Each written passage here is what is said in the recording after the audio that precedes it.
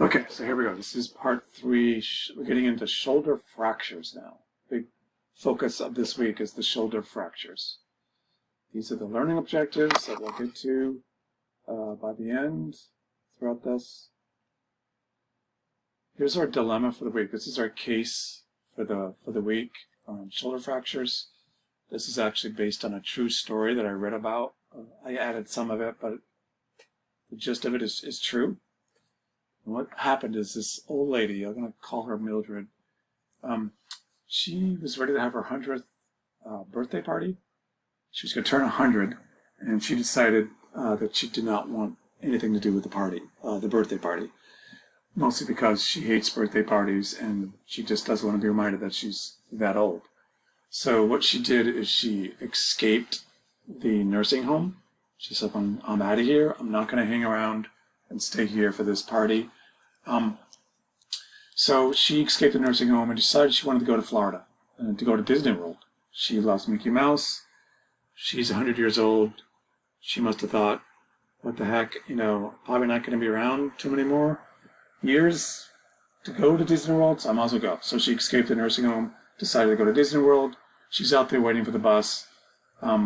This is the part that I add, kind of the bad ending. I guess I like bad endings, I don't know, sad endings. So anyway, so she's waiting for the bus, ready to go to Disney World, and a thief comes along, a purse snatcher, and he grabs her purse, and he runs off with it.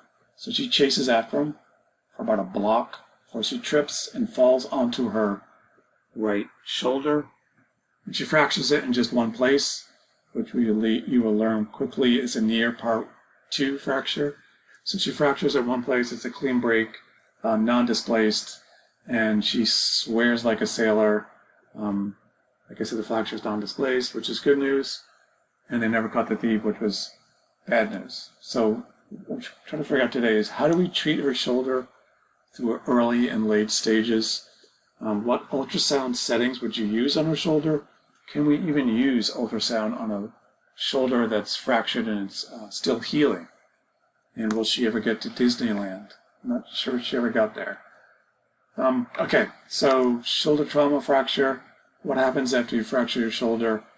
Instantaneously, this is even when they require surgery on your shoulder. Certain things happen right off the bat. Definitely pain, definitely all kinds of swelling. We know swelling causes space and flow issues. So it gets, puffy and losing space and motion in there. Also, what happens instantly after that fracture is atrophy, usually of the deltoid. Almost instantaneously, it just shrinks right up to nothing. So as a therapist, and you'll see a lot of these little ladies in nursing homes, home health, all kinds of settings that fracture their shoulders, and their deltoid is like, whoa, what happened to that guy? It's just so weak, it's not doing anything. And they need that deltoid. Where are we? Right here. Need that deltoid if they're ever going to lift their arm again, lift their arm up again and do the things they want to be able to do.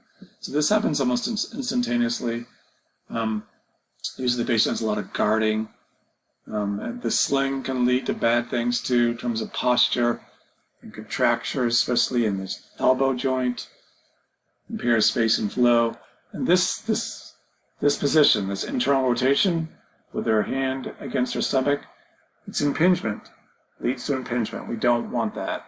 So slings are bad news. I mean, they're necessary to rest it, take the weight off it so it heals. But other than that, you want to get them out of that sling as soon as the doctor will allow them. Usually it takes about 6 to 8 weeks for a level 2, part 2 shoulder fracture, like Mildred has. It's common kind of time frame, 6 to 8 weeks. They do that x-ray, usually it looks pretty healed up. And that's good news for you, because that means you can be a lot more aggressive. You can really push it without worrying about it refracturing. Here's some images of the shoulder fracture. That's a nasty one.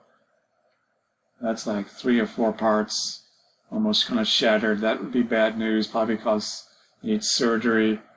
A lot of times the surgery is around the rotator cuff muscles too. Like I said, they get torn with the blow, with the trauma. Here's our classification system.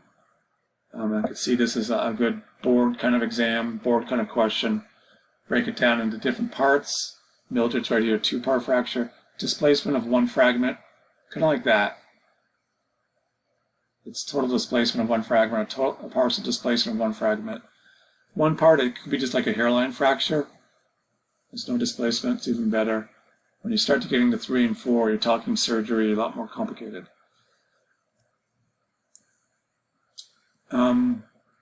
Commonly, it's a lot of, I shouldn't say always an elderly female, it could be a man falling, fraction that humeral head right in here, usually where it happens. It can cause all kinds of muscle imbalances, because we just talked about. The faster you start moving, even if it's just passively, maybe on their back, supine, within pain limits, is a good thing for it. Gets flow going, starts to restore normal movement. Usually have good outcomes with these if there are 1 or 2-part fractures. Seen a ton of these. Most of them had really good outcomes. I like getting these because I knew they would get better. Even if it was an older woman, even if like somebody as old as Mildred, it takes a while, and you have to be patient and progress through the stages, but usually you can get good outcomes with that. Okay, so let's get out of